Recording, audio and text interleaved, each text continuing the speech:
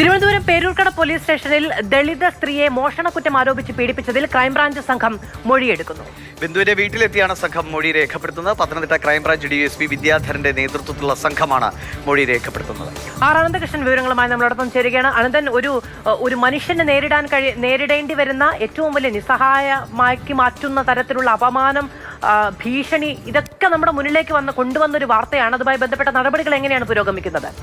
മധു, കേരളത്തെ ഞെട്ടിച്ച സംഭവമാണ് പേരൂർക്കട പോലീസ് സ്റ്റേഷനിൽ നടന്നത്. ഒരു ദളിത് സ്ത്രീയെ വ്യാജ മോഷണക്കുറ്റം ആരോപിച്ച് ഒരു രാത്രി മുഴുവൻ സ്റ്റേഷനിൽ പിടിച്ചിരുത്തുക, അത് മാത്രമല്ല ഹീനമായ മുറകൾ ഉപയോഗിച്ചുകൊണ്ട് ആ കുറ്റം അവരുടെ മേൽ ചുമത്താനുള്ള ശ്രമം പോലീസ് ഉദ്യോഗസ്ഥരുടെ ഭാഗത്തു നിന്നുണ്ടാവുക.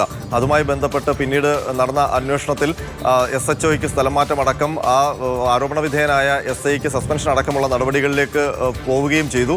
ഇതുകൂടാതെ അതുമായി ബന്ധപ്പെട്ട അന്വേഷണവും സർക്കാർ പ്രഖ്യാപിച്ചിട്ടുണ്ട്. അതിൻ്റെ ഭാഗമായി ഈ തിരുവനന്തപുരം സിറ്റി പോലീസിൻ്റെ പരിധിയിലുള്ള പോലീസ് സ്റ്റേഷനാണ് പേരൂർക്കട സ്റ്റേഷൻ. അതുകൊണ്ട് തന്നെ തിരുവനന്തപുരം ജില്ലയ്ക്ക് പുറത്തുള്ള ഒരു ഉദ്യോഗസ്ഥർ അന്വേഷിക്കണം എന്നുള്ളൊരു തീരുമാനത്തിൻ്റെ അടിസ്ഥാനത്തിലാണ് പത്തനംതിട്ട ക്രൈംബ്രാഞ്ചിന് ഈ അന്വേഷണം കൈമാറിയത്. അതിൻ്റെ ഭാഗമായിട്ട് പത്തനംതിട്ട ക്രൈംബ്രാഞ്ച് ഡിവൈഎസ്പിയുടെ നേതൃത്വത്തിൽ അന്വേഷണം ആരംഭിച്ചു. ഇന്നിപ്പോൾ പത്തനംതിട്ട ക്രൈംബ്രാഞ്ച് DYSP നെടുമങ്ങാട് ബിന്ദുവിൻ്റെ വീട്ടിൽ എത്തിയിട്ടുണ്ട്. ഇപ്പോൾ മൊഴി രേഖപ്പെടുത്തുകയാണ്. എന്താണ് അന്ന് സംഭവിച്ചത് എന്നതടക്കമുള്ള മൊഴി രേഖപ്പെടുത്തുകയാണ്. ബിന്ദുവിൻ്റെ മൊഴി രേഖപ്പെടുത്തി കഴിഞ്ഞാൽ പിന്നീട് ഈ ആരോപണ വിധേയരായ പോലീസ് ഉദ്യോഗസ്ഥരെ വിളിച്ചു വരുത്തി അവരെ ചോദ്യം ചെയ്യും.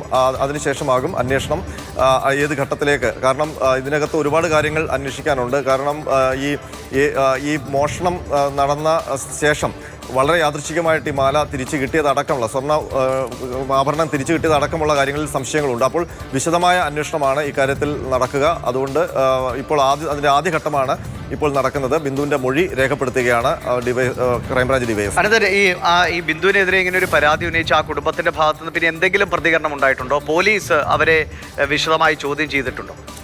ദിവിഷ, അതിൽ പിന്നീട് പോലീസിൻ്റെ അന്വേഷണമൊന്നും ഉണ്ടായിട്ടില്ല. മാത്രമല്ല ഈ ബിന്ദുവിനെതിരെ മോഷണക്കുറ്റം ആരോപിച്ചുകൊണ്ട് പരാതി നൽകിയ ആ കുടുംബത്തിൻ്റെ ഭാഗത്തു നിന്ന് ഇതുവരെയും ഒരു പ്രതികരണം വന്നിട്ടില്ല. മാത്രമല്ല അതിൽ പോലീസ് നൽകുന്ന വിശദീകരണം, ഈ മാല മോഷണം പോയി, അതിൽ ബിന്ദുവിനെ സംശയിക്കുന്നു എന്നുള്ള പരാതിയുടെ അടിസ്ഥാനത്തിലാണ് ബിന്ദുവിനെ കസ്റ്റഡിയിലെടുത്ത് ചോദ്യം ചെയ്യുകയും പോലീസിൻ്റെ ഹീനമായ രീതിയിലുള്ള നടപടിക്രമങ്ങളുടെ ഭാഗമായി ഒടുവിൽ ബിന്ദുവിന് കുറ്റം സമ്മതിക്കേണ്ടിയൊക്കെ വന്നു. ആ കുറ്റം സംബന്ധിച്ച് തെളിവെടുപ്പ് നടത്താനിരിക്കുമ്പോഴാണ് ഈ സ്വർണ്ണാഭരണം കിട്ടി എന്ന് പരാതിക്കാർ പോലീസ് സ്റ്റേഷനിൽ വിളിച്ചു പറയുന്നത്.